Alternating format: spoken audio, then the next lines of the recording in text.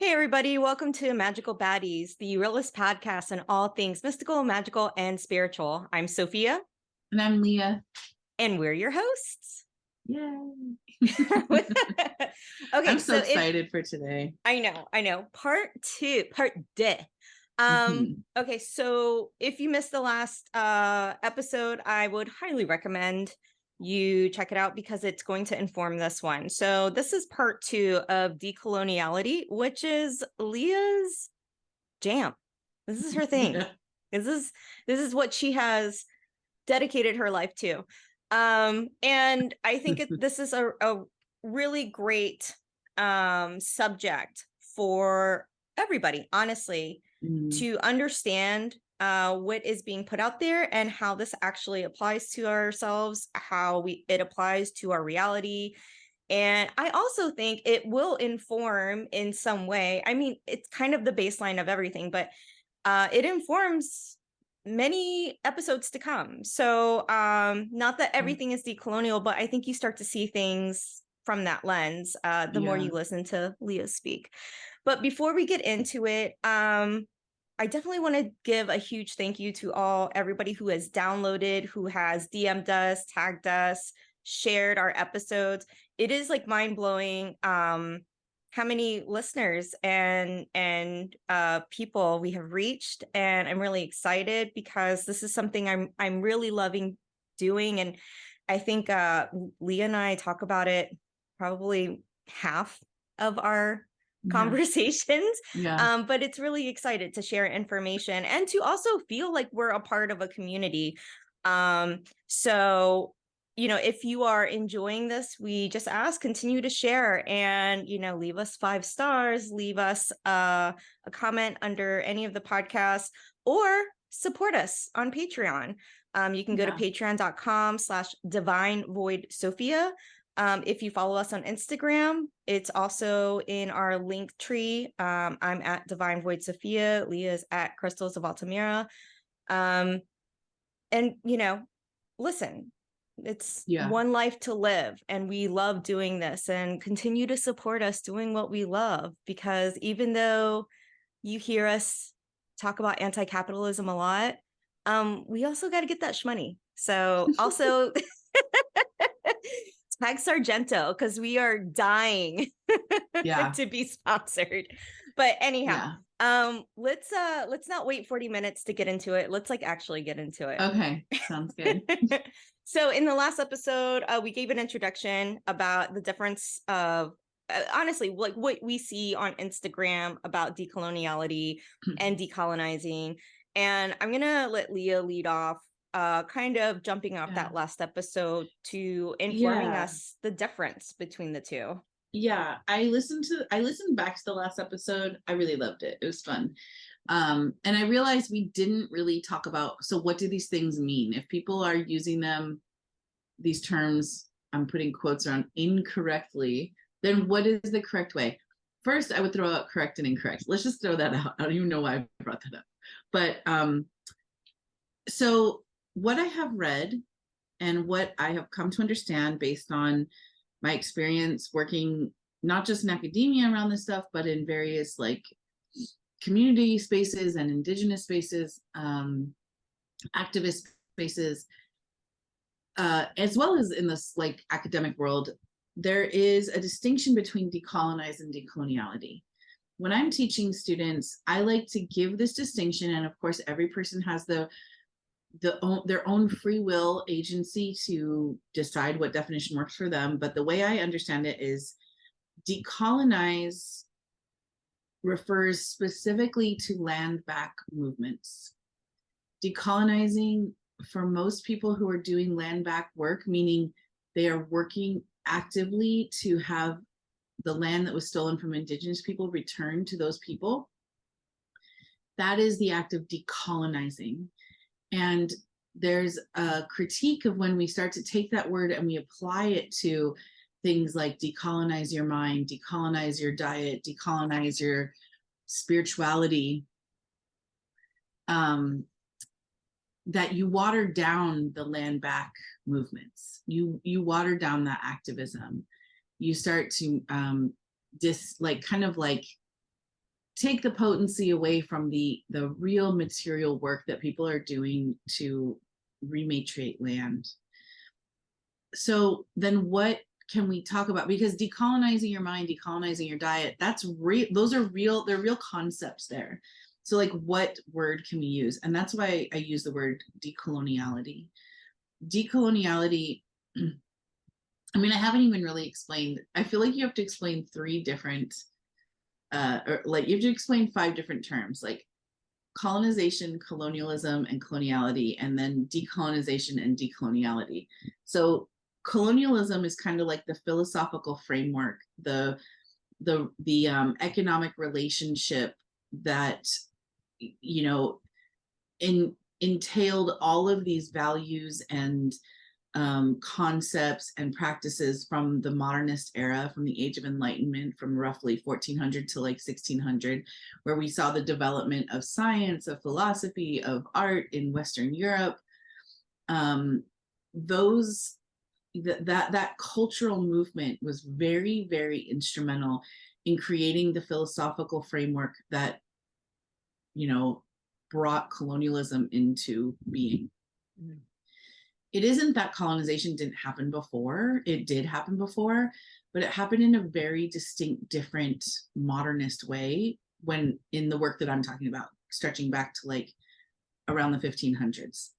So when I talk about colonialism, I'm talking about that era of colonialism, not like, I'm not going to talk about like how the Aztecs, you know, or the Mexica like colonized other smaller indigenous groups in Mexico, or how the Egyptians colonized other smaller indigenous groups in their area. I want to talk specifically about the modernist movement toward colonialism. That's where my interest is, at least as a researcher. So we have this movement of, you know, culture, art, philosophy. We have really famous scientists and philosophers like Rene Descartes, putting forth concepts about like the separation of the mind and the body. We call that Cartesian dualism, like the mind-body split, cogito ergo sum, I think, therefore I am. These concepts kind of gave rise to a way of being, or an ontology, that made Western Europeans think they were separate from nature. And if you're separate from nature, then the people who exist in the world that don't appear to be human beings in the way that you're a human being are now free to be colonized by you as a Western European, because you don't even see them as a person, you see them as nature. And because I'm separate from nature, I can take it. I can do whatever I want to nature. Right. So colonialism comes from that era. Colonization refers to the physical act of going into a land and seizing it by force.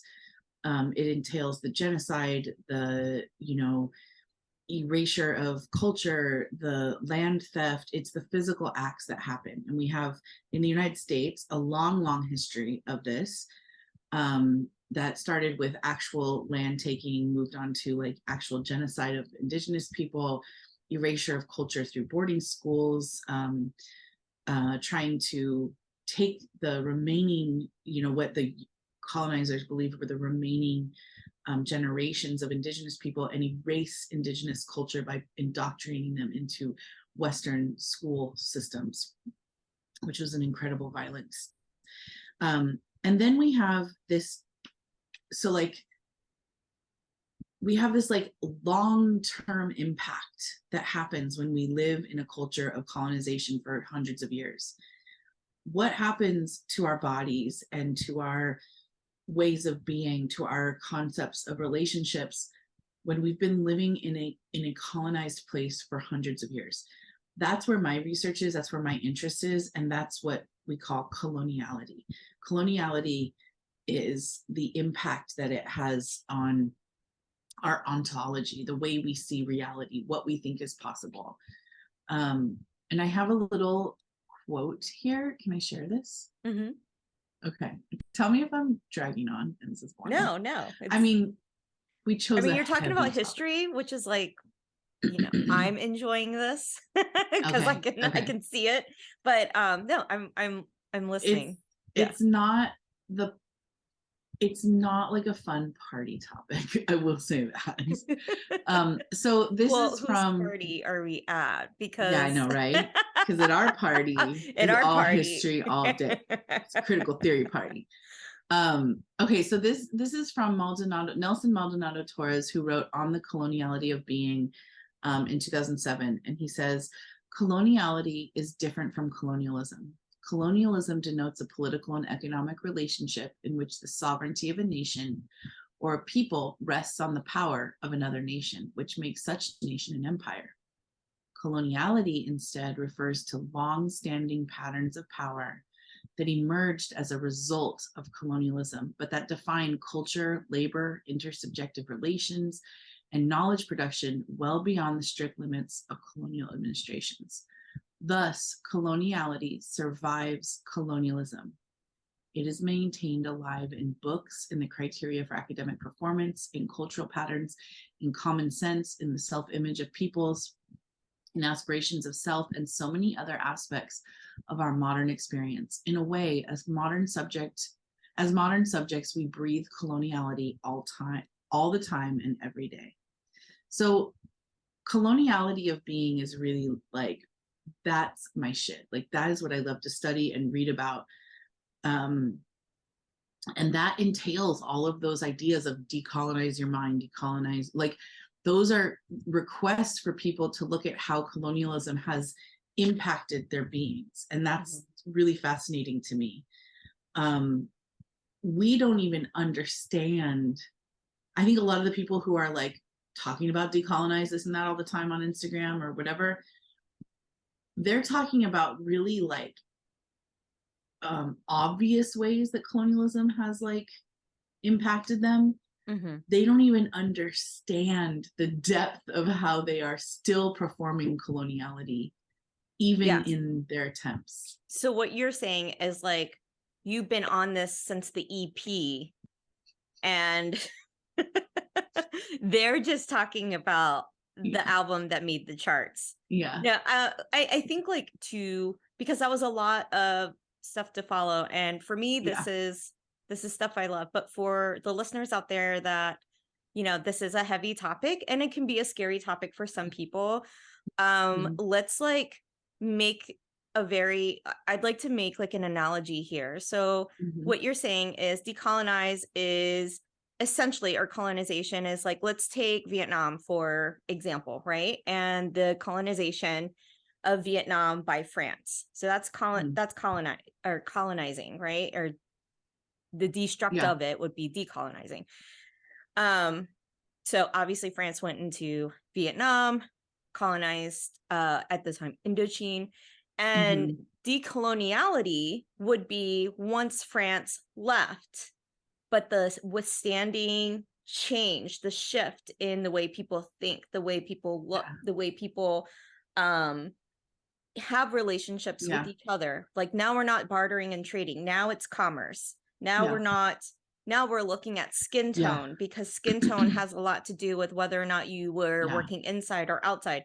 Now, you know, we eat sandwiches, and this is now part of our national food. I mean, listen, I'm not going to decolonize the baguettes. I'm not mad at that. I'm not mad at a banh. But you know, also now Vietnamese food is OG Asian fusion, right? So that's an oversimplification, but I think that might be an easy and digestible way of explaining it. You know, how people, you know, went from markets to Saigon is, or I guess it's Ho Chi Minh City anymore. My family's from the South, so it's not.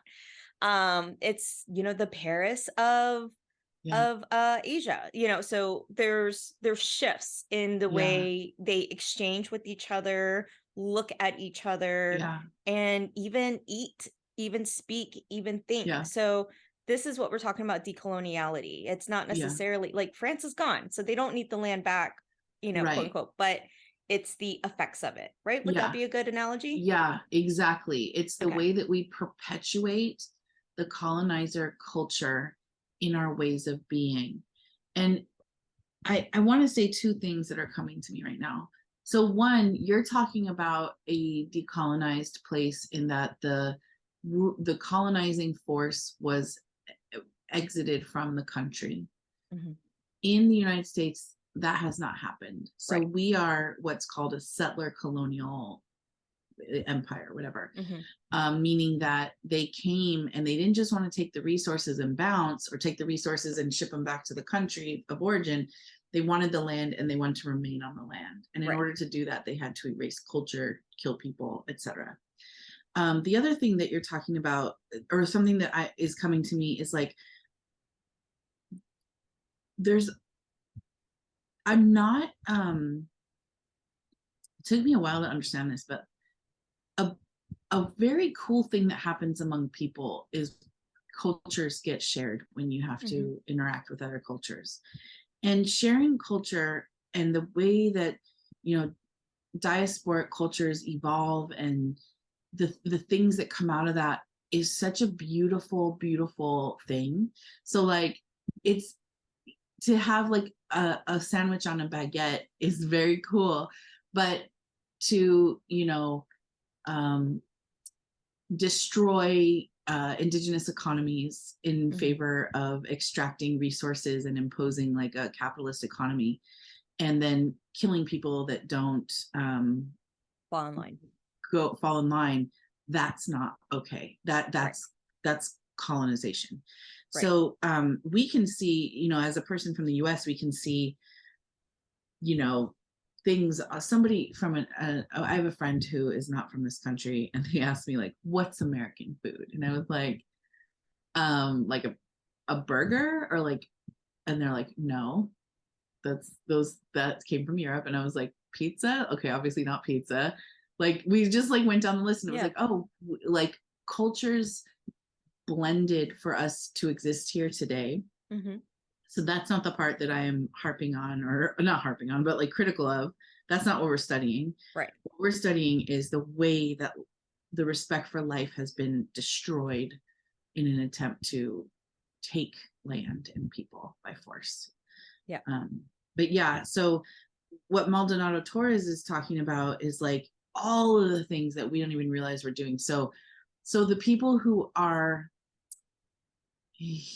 this is gonna be maybe a little inflammatory. If you go on Instagram and you tell everyone you are a colonizer, you need to decolonize this and that, and your message is very shaming, well, shame, Leanne Simpson, an Indigenous scholar in Canada, says shame is a tool of the colonizer to control our bodies.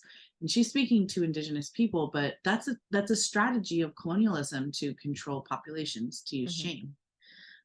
So that's how I'm not blaming the person that goes and rants on Instagram, because we're just shit talking them. No. Yeah, colonialism it brings forth a pain in your body. Like, we're frustrated, it's painful, and it's a legacy of pain. And so if the only strategy we have available to us is the one that we've always known, which is to shame people, then we're going to use it. I'm interested in how can we invoke other ways of being together that aren't perpetually invoking the same strategies as colonialism. So some of the ways that, like, I made this post on Instagram, and I'll repost it when this comes out, and it's called Inconspicuous Ways We Perform Coloniality. And so some of them include, like, if you're competitive in school, if that's where you derive your worth, if you believe in linear time, if you, which who doesn't, if you, let's see, I just pulled it up. So the being superlative, being the best, the most, purity, the concept of purity is very colonial, and also very like church based too. But like this idea of like, this is what my ancestors did, and I'm reclaiming it, and this is the only way to be. And you're kind of creating this like idealist version of a pure way of being. And that in and of itself, purity in and of itself, is one of the ways that, in our country, if you can't show your pure lineage, then you don't deserve to be here. And you won't be able to show it because we're the government, and we're going to erase all records of where you come from. So like purity is dangerous, but I see a lot of activists invoking purity as a way to like demonstrate that they deserve to be here, or they deserve to be saying this stuff. Yeah.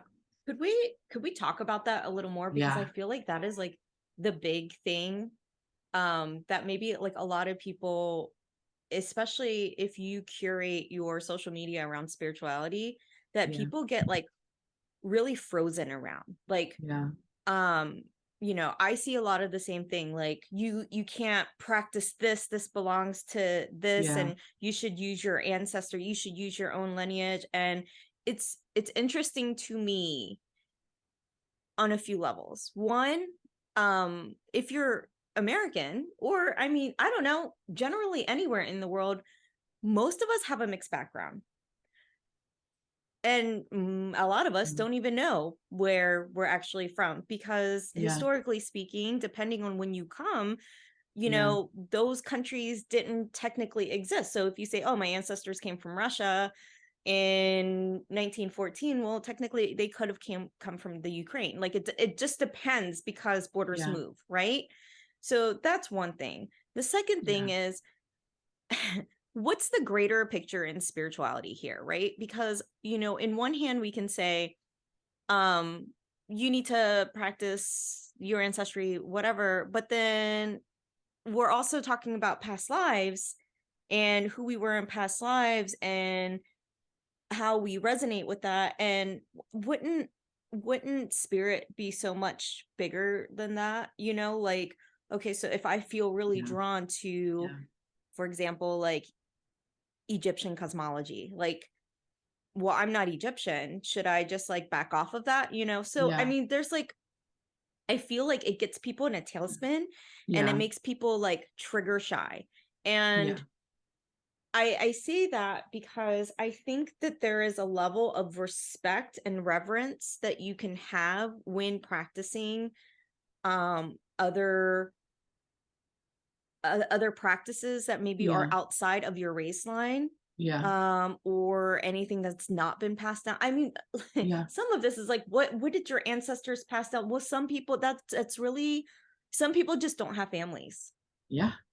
So how does that work, you know? And it really fires me up, because I do have a lot of clients that get really scared of even trying to connect to what their soul is calling towards.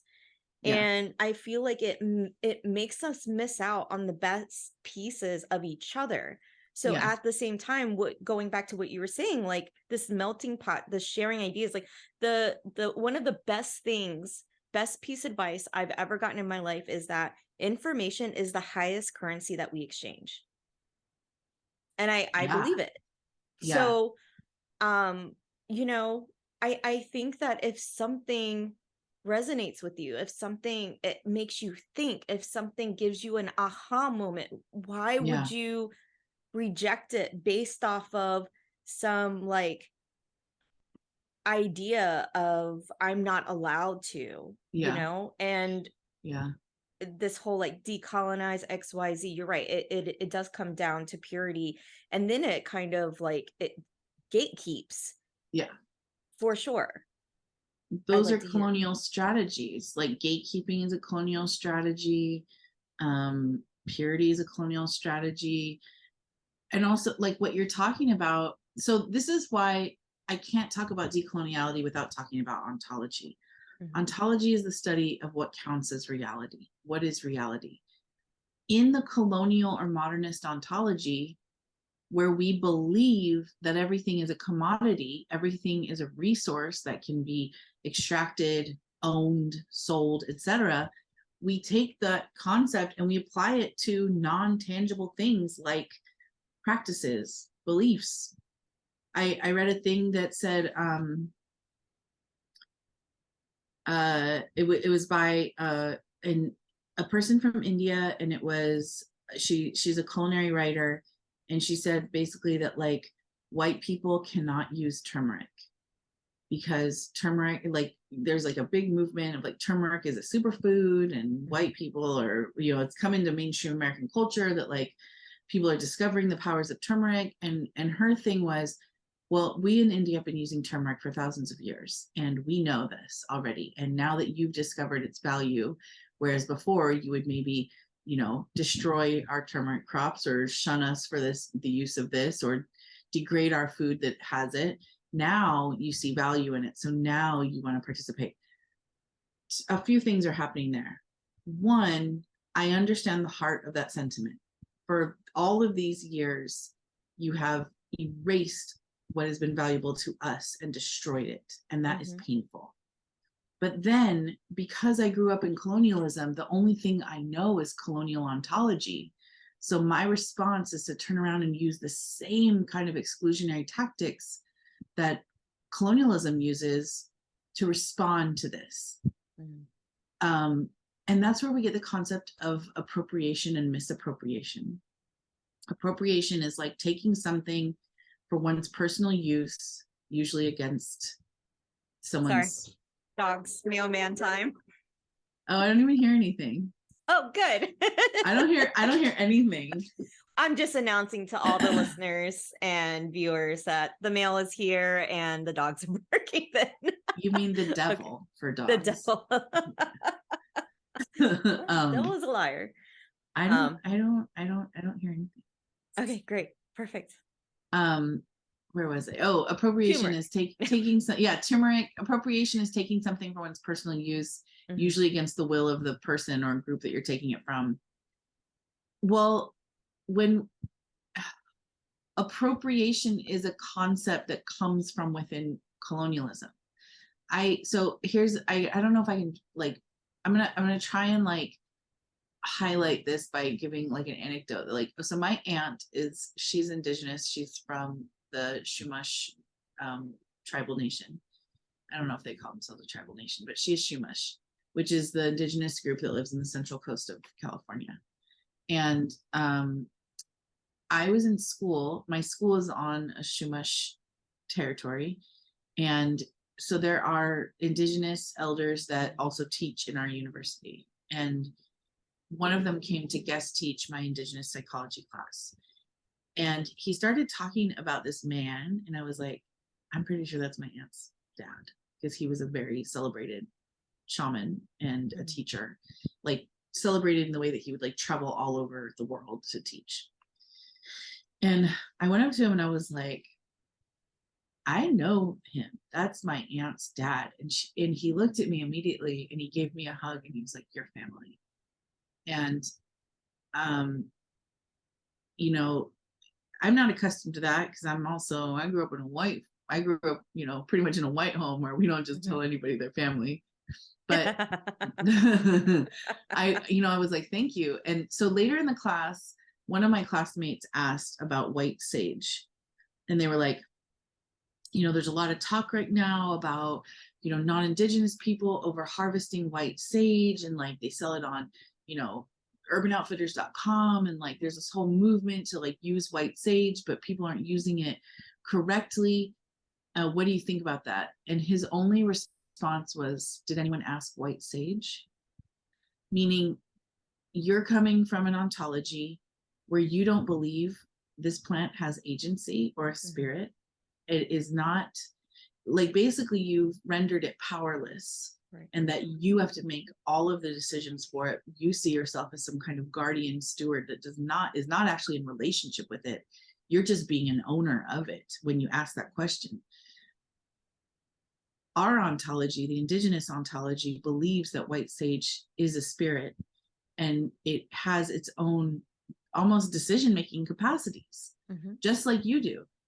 And did anyone ask what white sage wants? Do you think that if white sage didn't want to be in those spaces, it would let itself? So I'm not saying which one is right or wrong. What I'm saying is these are two different realities that are in conflict with each other. And while my classmate was really coming from a good place and a good heart of I want to defend Indigenous practices. I don't want to overharvest. I don't want to be a part of this. I want to be critical of it. I want to raise awareness. They were also coming from a colonial place because that's where we're raised. That's what we know. So how can I not have compassion for that? but also we have to raise like a critical awareness of like, how are we being colonial, even when we are standing up against coloniality or colonialism. So do you think that in the realm of decoloniality and decolonizing, do you think the policing of concepts and thoughts and processes scare people away from this idea of decoloniality? Yeah. Yeah. Yes, I'm scared of any kind of policing. I hate cops. Yeah. Yeah. Like I don't, all cops, trained or all not. cops. Yeah. The system, the individuals, I mean, whatever. I'm an Akashic reader, so I will fall in love with anybody. But no, who wants to be policed? Mhm. Nobody wants to be policed. And so when we invoke policing as a strategy to get someone to come to our side, are we trying to get them to come to our side, or are we trying to control nature? Are we trying to like control the uncontrollable? So one thing about, I define decolonize as like this land back thing. I didn't define decoloniality. Decoloniality almost defies definition.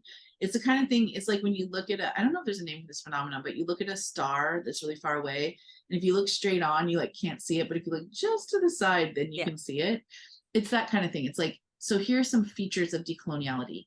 It's a lens, it's not a practice. So there's no prescribed steps.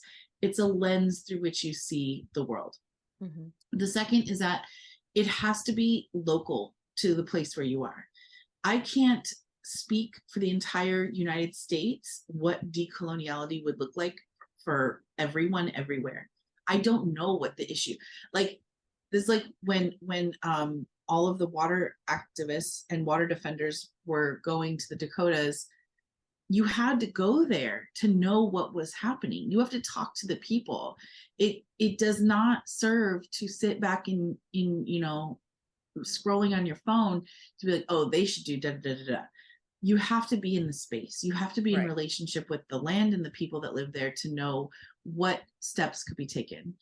Decoloniality does not equal Indigenous. So when I'm talking about even though that's maybe a big part of it for certain regions or certain movements, it doesn't equal Indigenous.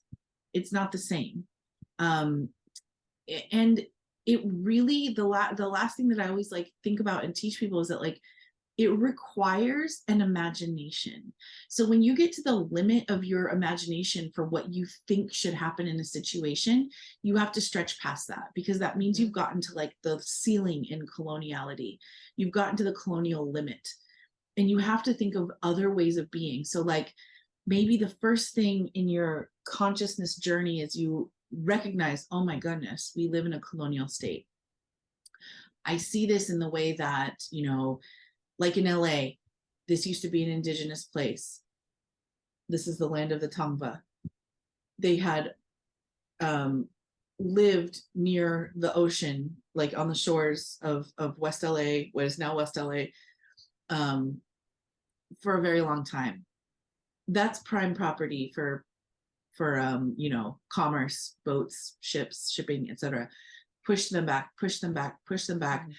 They have no place to live. They don't have a reservation. Oh, wow, this is an injustice.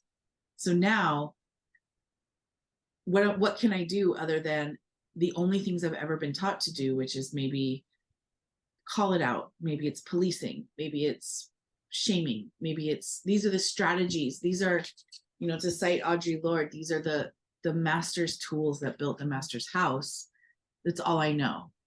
And so decoloniality to me asks us to like imagine other ways.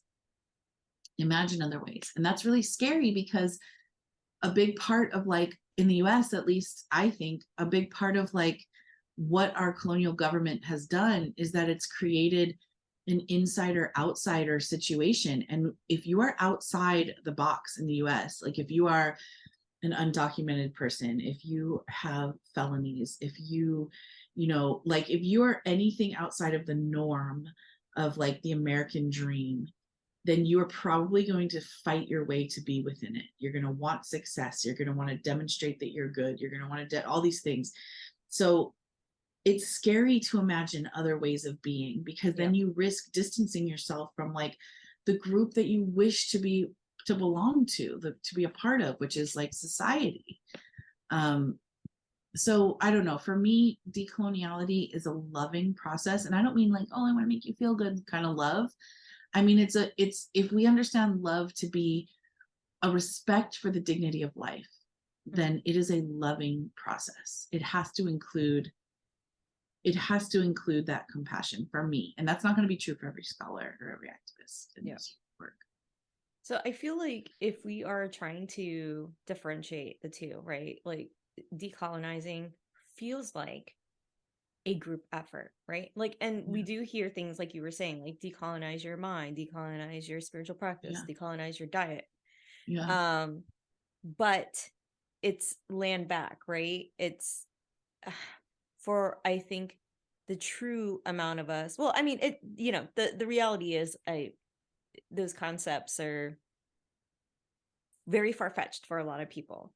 But in decoloniality, how do we put this into practice at an individual level? Like, can you explain that lens? Because I feel like, you know, in knowing you, it's obvious to me why you're an Akashic reader and you're also into decoloniality. And I feel like even though I didn't have the language to articulate it, you know, you and I agree on a lot of things, and I just don't have the information, or didn't have the information for it.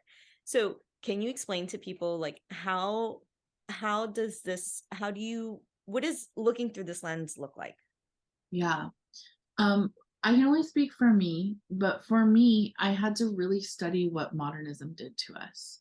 I had to, because what we're doing in coloniality is we're perpetuating the modernist values. So in modernism, that's when we learned to, we validate some knowledge systems and not others. So that's why it means more to go to a Western medical doctor who's been trained in Western medicine, than to go to like a folk medicine practitioner or a shaman or curandero. We don't value that as real. Like, it's why, you know, we quantify everything. We scientize everything. Everything of value is going to be measured in some way, because those are values that arose in science. You know, science in general, the way we know it today, arose in that era. And then, so it isn't just that science arose. It's not that science is bad. It's that the modernists then said, this is the only way to have knowledge. There are no other ways. So really, it's not about the thing itself. It's about the power dynamic that goes along with it. If you've ever felt less than because you don't have a college degree, or if you've ever demeaned someone because they didn't have a college degree, if you've, you know, like believed that someone didn't have value because of their knowledge, or, you know, I can think of like bringing like, you know, chile verde for lunch, and some, you know, one kid being like, that smells, and it did smell, but like, then everyone is like, that's weird, your food is weird. So like, there's a power structure now behind who's in and who's out, who belongs and who doesn't. There's a standard of normalcy that I'm not meeting because I have this non-normal lunch that I brought, which is not a wrong lunch, it's not a bad lunch, but it's not the norm. So like, normalcy, scientizing, validating some knowledges and over others, this idea that we are separate from nature, that is huge. We don't even get, there are, you know, in many indigenous cultures around the world, there isn't even a word for nature, because there is no such concept, because they see themselves as inherently a part of it. And so when I'm talking about nature, I'm not even talking about actual plants and stuff. I'm talking about, because we think we're separate, we think that we can control things that are out of our control. So think of all the ways, for everyone out there, think of all the ways, and I'm not even like, don't even think about nature. you like the idea of nature. Just think about the ways that you have tried to control things that are out of your control.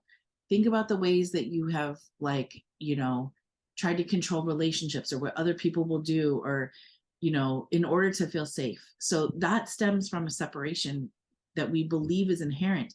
This idea that we're individuals, that, like, we really, really toxically train ourselves and our children and every generation to, like, identify as your own self, make your own path, carve your own way. Like, we make everything about, like, for example, we start early when we go to school. You define who you will be based on, like, what your academic record is. Like, immediately you're being graded on your individual effort from, like, kindergarten. Even if you're not getting grades, you're getting assessments. Your behavior assessments, participation assessments. So they're ruling you out as, like, an individual, and nothing in a report card factors in, well, this is one person in a group. Maybe there were stimuli in the group that made it difficult for this person to sit still.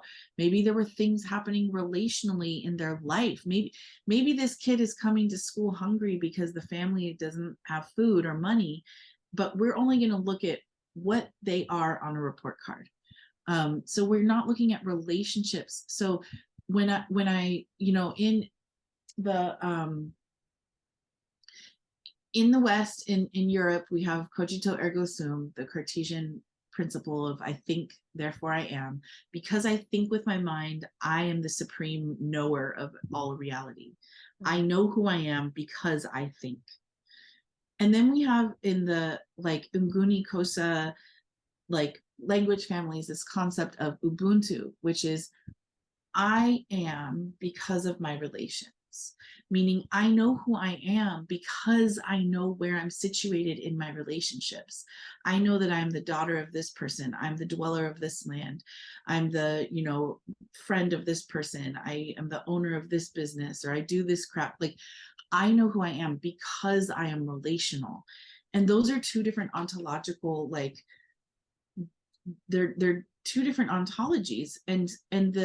So it's very cool to become an individual. I love being an individual. I love, like, I love clothes.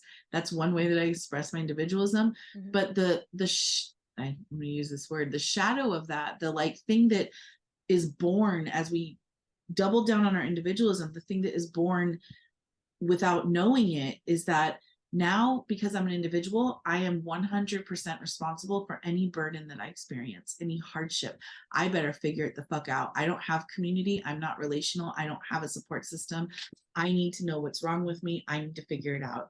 If I have a bill, I have to pay it. If I have a debt, I have to pay it. If I was raised in a community where I didn't get enough resources and I committed a so-called crime to meet my needs, I have to bear the weight of that sentence. There isn't a relational response to the way that we are actually relational beings all the time. So individualism is one of the values of modernism that we, like, are so like, Instagram is a great example. Yes, there are Instagram accounts for, like, agencies and collectives and businesses, but there is a huge push to be Instagram famous, to be an influencer, to be, like, known for just being myself. And here's what I think. Nobody thinks anything in a vacuum. We are all the byproduct of all of our upbringing, all of our community, all of the influence around us. Like, but that's not what we're trying to come across as in Instagram. We're trying to be like, I know best. I know this. I'm this cool. I'm this black. So, and I'm not saying it's right or wrong. I do it too. Hello, I get emails all the time. They're like, "Dear Crystal." I'm like, yeah, I know. Like, I'm trying to survive in that too. I'm building a name too. I want followers too. And I recognize that it is also modernist and colonial. I could go on, but yeah. No, I have 3 things I want to say, and I think I have one long thing. So I'm just gonna I'm just going to speak and see where it goes. Okay. So one thing I want to point out is I think it's interesting in what you're explaining, right? essentially, it's like what I call the formula, right?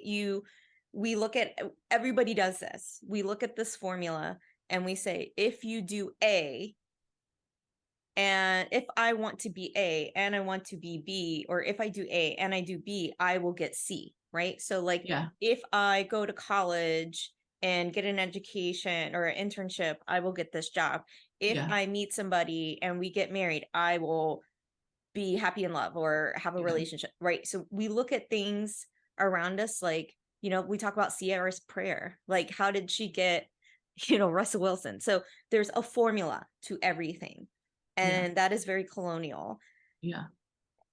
And with that being said, we have this idea of the individual, which is also really colonial. But we're also looking at the individual to fall in line, which is like double colonial. I have a way of saying this. Hold on. But if the anti-venom here, I mean, we can't, it's not anti-venom. That's the wrong word. But if the goal is to be in relationship, how do we not fall into this group think? Do you see what I'm trying to say? That's like essentially what I study in my dissertation. My dissertation is how do we shift ontologies from individuality to like fixed individuality to relationality? How can we in the global north truly see ourselves as relational? And I don't think the answer is if it's this, then it's that. I think it's like, so for example, I teach this class living systems. I teach this class for many reasons, but one of the reasons is that I was very moved by this 2018 IPCC report that said, look, we have 12 years before the planet is irreversibly hot. And it's at that point, there's no turning back. There's nothing we can do to impact the climate anymore. And that just spooked me. It turned something on inside of me. And I was like, okay, well, I'm not an environmental activist. I don't know what the answer is there. I'm not a Greta Thunberg. I'm not like, I don't know about that stuff. But what I do know is that if people what I did think was, what if people had the concepts that I think about all the time? What could they do in their worlds? So living systems, in a sense, is a response to climate collapse. So that's an example to me of how, like, here's the problem, point A.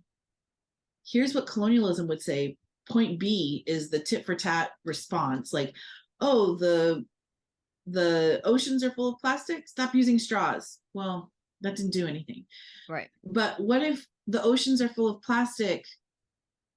How can you come into better relationship with the land and growing food and have more of a relationship with the process of being alive so that you're not outsourcing everything to consumables that require giant, amounts of plastic? Or how can we get giant companies that are the big producers of plastic to change their their production methods, whatever. So it wasn't like a one-to-one for me. So I think that I get what you're saying, like groupthink is scary because it's been used in colonialism to like persuade people to divest from their own agency, to yield their power. Right. It creates like this sense of normalcy. Yes. What's normal, which is like what I want to dive into next. But so it's like, okay, well, if we put so much emphasis on the individual, and that's colonial, but like, and we're in relationship, I just feel like, what's the fine line between being in relationship with everything and also falling in the line, right? Well, I think like what you're talking about is like cult formation. So like, how do we stop being in a cult? And I'm sorry to say this, but if you're in the United States, you can't, because the United States is a cult. We're already in it. And so like part of this is like, I think one of the things I list is like the idea of, in inconspicuous ways we perform coloniality, is victimhood. So this I'm not saying that we aren't sometimes victims of circumstances that are very traumatic and painful and bad. That's true. But when we come to over identify as a victim, we stop seeing that we are agential beings, that we have agency in every moment, even if we've had a lot of things stripped away from us. And that, you know, white sage is agential. White sage has agency, that everything has agency. And so I think like we have to be critical of like, what is the group think? What is its agenda? What does it want me to participate in? What does it want us to participate in? What is the goal here? So I mentioned in the last episode, the like, you know, hair removal culture. Yeah. That's a group think. That is like, we're convinced to alter our bodies in favor of nothing more than a beauty standard. That's a group think. So like asking, even in that, which seems pretty benign compared to like those very serious cults where people take their lives, right. Shaving is like is nothing, but it's something, because now we have totally in one area of our lives yielded our, you know, self-governance, our body autonomy to an ideal so that we will be able to participate safely in society and belong here. So I don't know. That's like an ongoing question. That's like a really good question that, Thank you. So while you were talking about normalcy, I thought, and this idea of controlling others and circumstance, I was thinking about my own personal experience that I'm going through right now. And one of the things that comes up, because I'm in the process of doing a lot of trauma work and therapy and whatever. And I think it's interesting because obviously I can apply this concept, this lens, to my own individual psyche, right? So one of the things that I am working through and whatever, is obviously my mother, not obvious, it's not obvious to everyone, it's obvious to you, is my mother wound, right? So you know, I was given up at a young age, and you know, my mom was kind of around, but never really we didn't really have a relationship, right? And one thing that you know, I'm in the process of writing, and my editor was like, why did you try with her? Like, why did you try to go back? Like, I don't understand. Because I was talking about a time when I was like 12 and I came back from Germany. I flew from Germany by myself to live with my grandmother because I was coming from a very, very abusive situation. And my grandmother was really happy to see me. And my mother, I was so excited to see my mother. But when she came, she just like walked past me and she said hi, but that was like it. And it broke me, right? And so we finally have a conversation at the end of the summer, and my editor's like, why did you give her a pass? Like, I don't understand.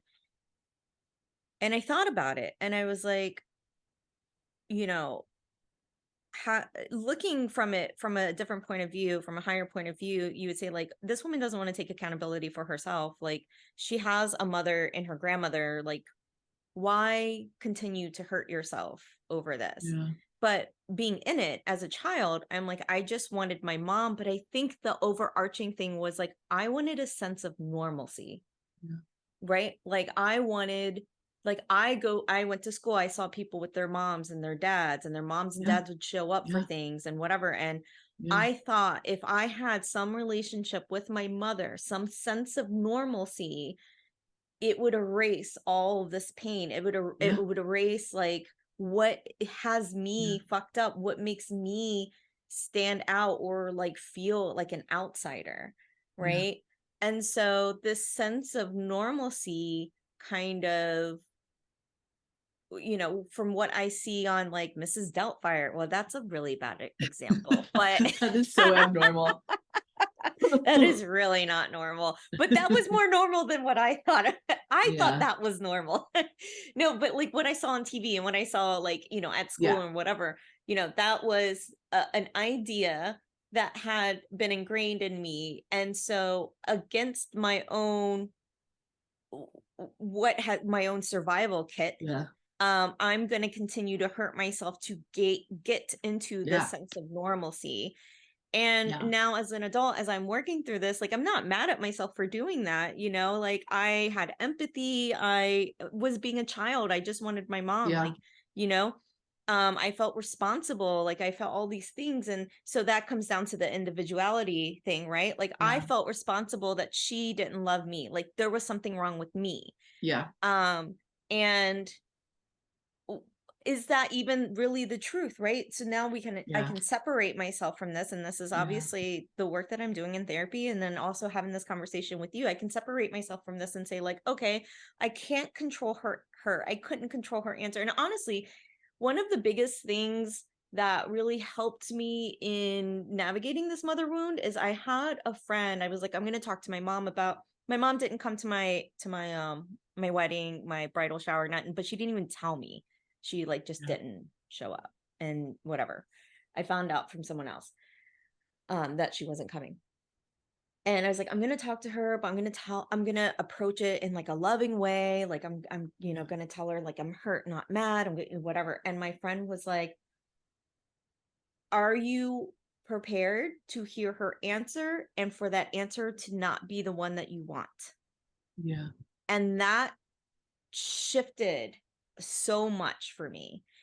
And, you know, I think it started to pull me away from this idea of normalcy, this idea that I can control the situation, this idea that I'm responsible for the situation, and just like let her be her and let her exist as her and let me be me. And like, you know, what did you guys hear that?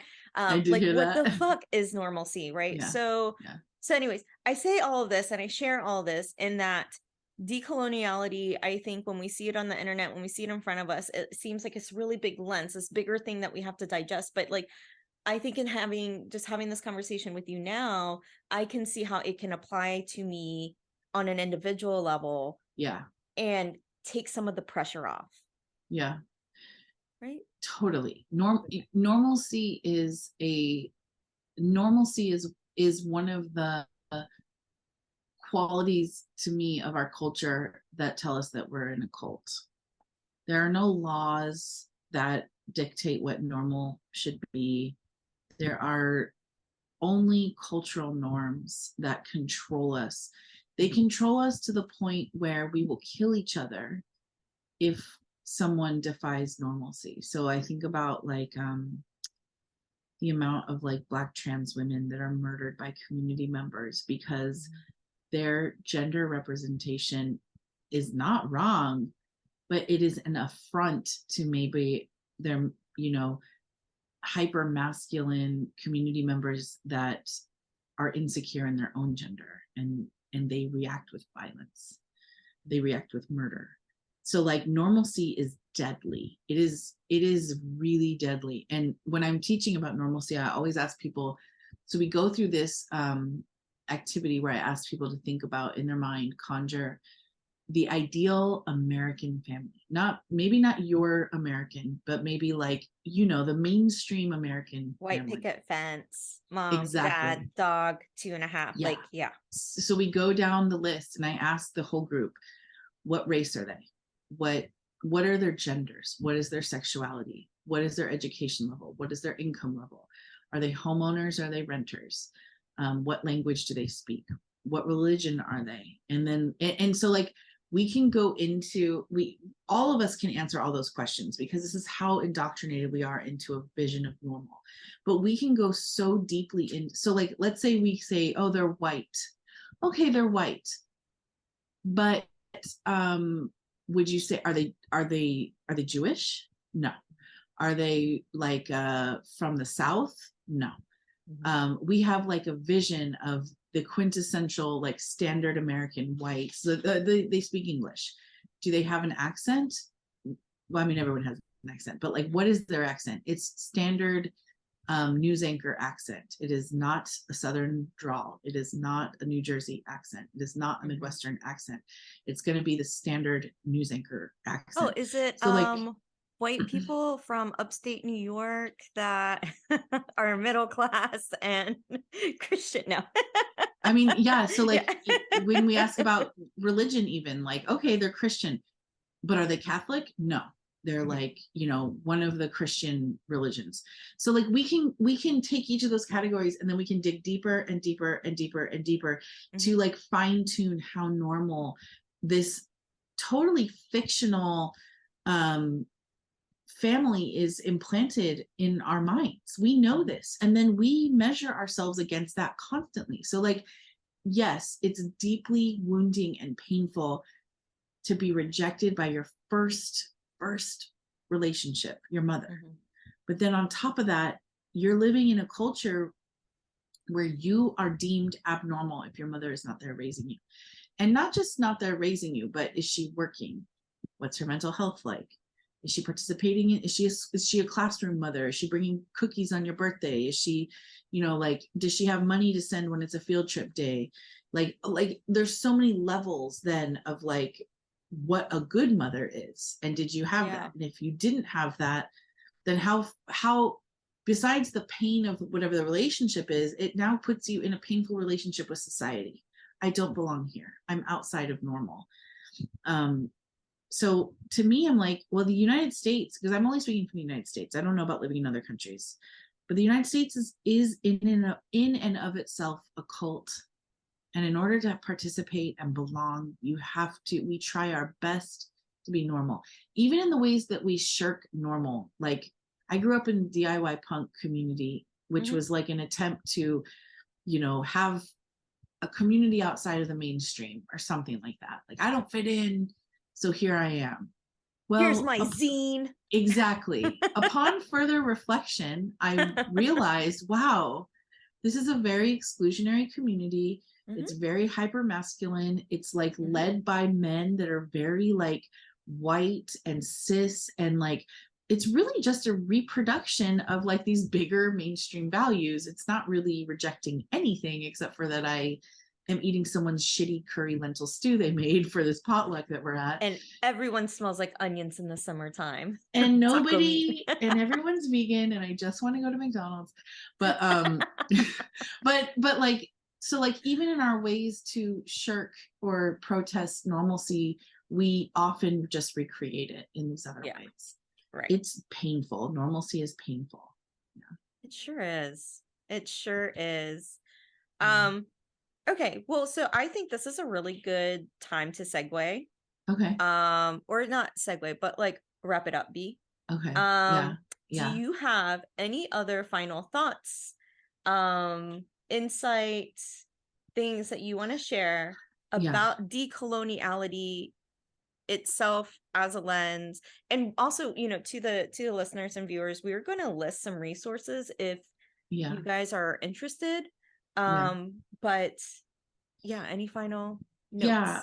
The first is that like it's a conversation, it's not an end goal. So like you can't be perfect at it, like you can't. So like let go of that goal. Is it more dog barking? Yeah, I'm sorry, but you know, what is normal? What's a normal podcast? I don't hear anything. I just see you smiling. So I'm like, what's happening? Guys, I'm a working mom with 2 dogs. I'm doing my best. Anyways. I'm a survivor. It's the Reba song. There's that. And then because I am colonial as fuck, I'm going to promote my class, Living Systems, which is I'm starting a new cohort next year. But that is one of the ways, you know, like we talk about this for a whole year. We talk about these concepts. So if this is something of interest to you, I would say get on my newsletter on my website, crystalvaltimere.com. The newsletter people get priority access to register, but it fills up every year. And it's really a life-changing experience. And I'm not saying that because I think it's so great. I do, but like the curriculum itself is alive and it requires you to be in relationship with it. And a lot of people struggle at first because the things we talk about are not what we're raised with, but it makes an impact on how we see ourselves. We start to see ourselves relationally. So sign up for Living Systems and stop being a perfectionist. Those are my things. Oh, Leah, you should take your own advice. No. Final read. It's not for me. It's for all of you. It's for all of you. I don't need it. Awesome. Well, can I ask everyone, a question? What's up? Can I ask a question? Yes. I think that we should do an episode series on your specific magical interests and go deep into that stuff. And what would that be? I don't know, like out of the stuff and Kabbalah and yeah. I was gonna say, like, out of the stuff that I do. Yeah, I mean, like, because you were in a different like realm of knowledge in esoteric stuff that I don't know about. Yeah, and I think we should do that. Okay, yeah, we can totally do that. You know, it is spooky season coming up, and a lot of the stuff that I learned can be a little spooky. Although right now I am like really diving in deep to Judaic mysticism, which is like really fun. But yeah, let's do that. That sounds fun. The exciting part is that Leah is coming to visit me the weekend before Halloween. So I think we'll do a special episode then.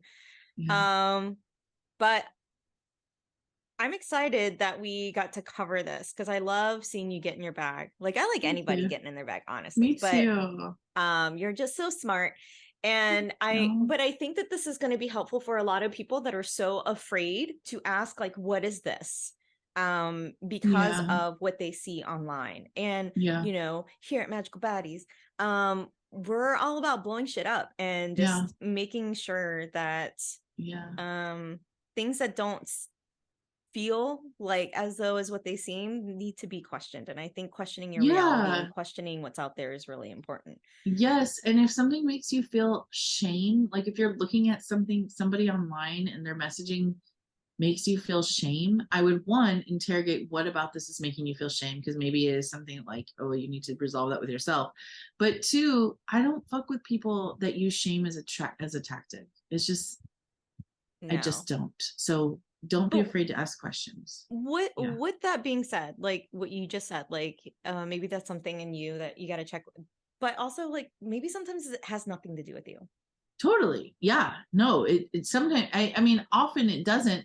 I'm just saying that, like, especially like we saw in like 2020, like white people that want to be a part of the racial justice movement, but then we're totally unable to look at how they perform white supremacy, which I want to say not just white people perform, everyone does, but like if you can't look at it because it does bring you shame, it's not to say that there isn't maybe something there to look at, but like, why can we not look at it with compassion? Why can we not look at it lovingly? That's like my whole thing. So like if a thought leader or a teacher or an activist is strategically using shame to make you feel a certain way or get you to do something or donate money or whatever, no, I don't mess with those people, and nobody here should either. I agree. Yeah. So for all the baddies out there, again, shameless plug, if you're liking this, if you're enjoying this, always feel free to send us a message. We like hearing from you, but continue to share and support us on Patreon. And I think that's it for today. Button. Yeah. Smash. That's good. Cool. Thank you so much. Yeah, thank you everybody, and we will see you next time. Yay. Bye.